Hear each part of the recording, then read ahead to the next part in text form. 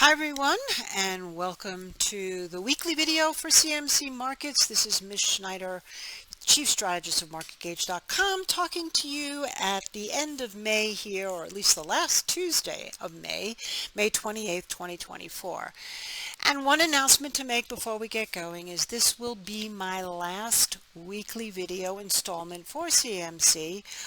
It's been a wonderful run, and I've got to meet quite a few people through the years working with you all. And so if anybody would like to stay in touch with me, you can find me on Twitter at MarketMinute or simply email me at mish@marketgauge.com. So now let's get started looking at here the NASDAQ cash futures chart. Once again, thank you NVIDIA. That was up another 7.5%, really making this completely separate from so many other areas of the market as we talked about last week. But what is interesting is that the big bar that we had last week, which many were calling a bearish engulfing pattern, if you looked at it actually on other charts, you would have seen that, not so much on the cash. We now today, with the news of higher levels in NVIDIA, actually are challenging not only the high of where this closed on the last session, but getting close to challenging the high. So essentially, this is a doji day. What does a doji day mean? When the opening and the close are virtually at the same level. Generally, that's hesitancy or pause or uncertainty by traders. So what can we look at tomorrow? Well, let's just take that doji level of 18,880, we'll call, round off, and call that our pivotal area. Most simply, above we look more bullish, below I wouldn't necessarily say bearish, but certainly maybe a little bit profit taking coming into the market. And from 1880, our next level of support that we would be watching would be really not too far lower than that, but in $80, 18,796. We can call it just simply 18,800. And then from there, things don't really start to look pretty dicey unless we break down under this low, which is at 18,560. And of course, should we hold this pivotal point of 18,880, then simply we have to look at this high right here at 18,940, and from there we could possibly go up to 19,000. Moving on to the very closely watched pair of USD Japanese yen. What we can see here is it's over that pivotal area we talked about last week at 156, trading and closing at 157.20, rounding up a little bit here, but also into a little bit of resistance of what we saw last week at the same level. And of course, you can see how we had resistance up to really, I would say, 158.38 with minus that one spike here that we had over 160. So nothing really changes here. What's interesting is that the dollar actually weakened in terms of just the US dollar on its own, trading down to around 104.60, but yet it still remains very powerful against the yen, which of course begs, does the Bank of Japan have to raise their rates? But for now, what we want to look at here is, since this was a high here, attempted high here, not quite making it here, and then again today, let's say 157.19 is the area. Above, we're going to look more bullish for the dollar. Below, maybe a little bit more cautious and more bullish for the yen. And we really need to now see what happens at that 156 before we say we're going to get any kind of major correction to possibly the 50. And if we get above, of course, we really are looking at resistance here anywhere between 157, let's even say 158, and then 158.40. Moving on to commodities, that was definitely, besides NVIDIA, where it's at. In fact, if you take a look at the charts, orange juice made another whopping new high today. Wheat's been flying. Not going to show you all those charts, but really, as this is the last time I'm with you, I want you to keep in your mind that one of the things we talked about over the last week was that oil would get back over $80 to $81 a barrel in cash. What would that do to inflation then? And so in this case, you can see what happened today, that we did get through the 200-day moving average. So tomorrow would have to be a confirmation day, which would mean another close or a second close in a row over 80.0 13, let's call it. And if that happens, you can see how this high today and this high from last week sort of match. We get through not only holding that, but today's highs of 80.56.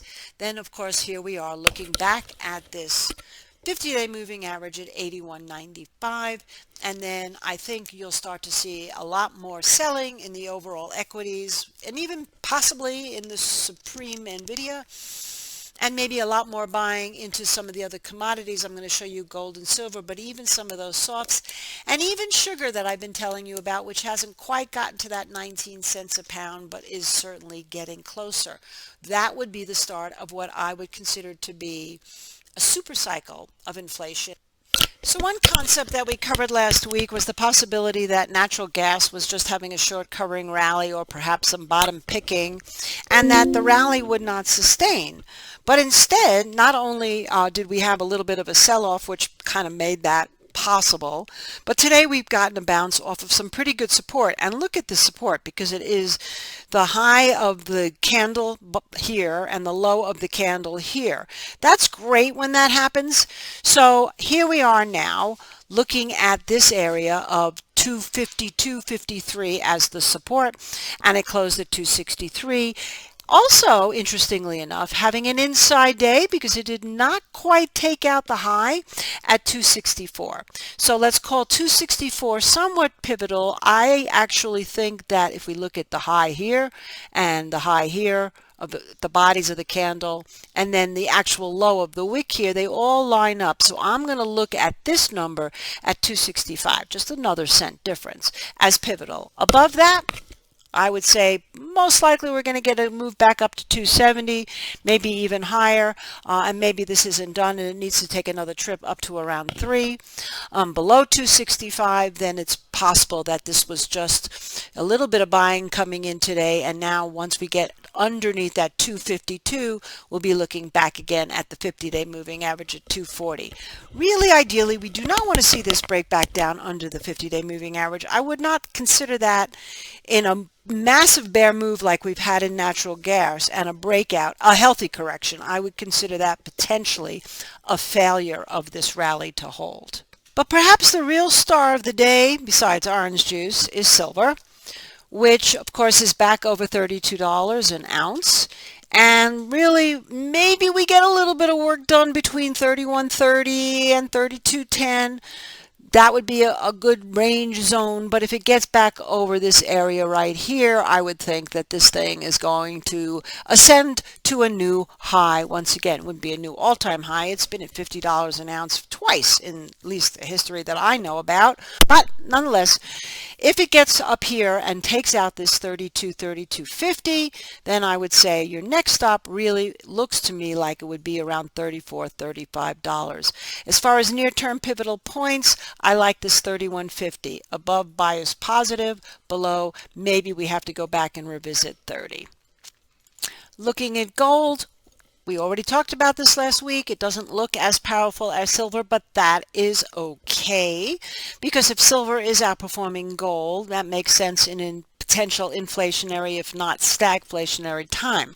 Now, also interesting is, remember, I just told you, lesson is check out, always go to the left and see where the bodies of these candles line up with other bodies of candles. So if we go to today's high, this low, what we're really seeing here is that this is our great pivotal point at 23.61 in gold cash futures. So above 23.61, I think we're going to probably want to revisit what happens here at 23.86, and then of course as we get through 2400 up around 2405, and below this 2360, I felt that 2350 was relatively pivotal, but I think a better spot to really be watching for is not only these lows here, but as this is an ascending 50-day moving average, what happens at around 2320.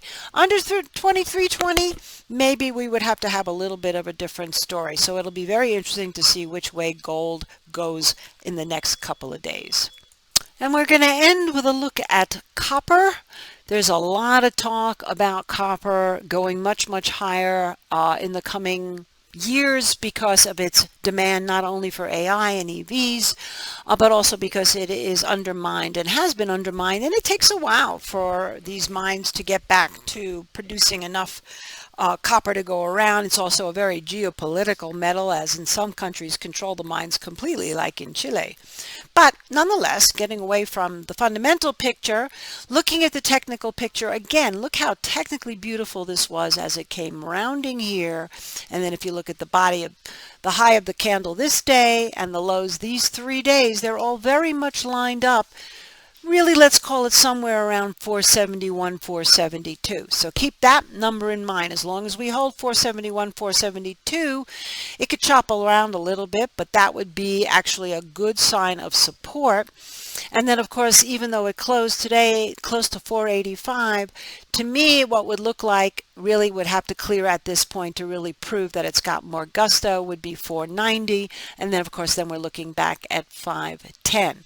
So going back to that level we were just talking about at 472, 473, under that, then I would be saying maybe 450 in a test of that 50-day moving average.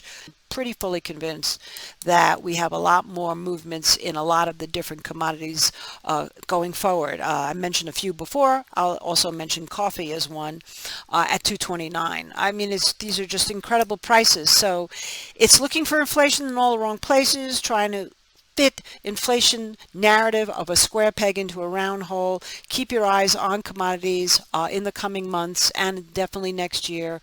And in the meanwhile, again, thank you so much for allowing me this time over the last couple of years. I wish you all well and happy trading.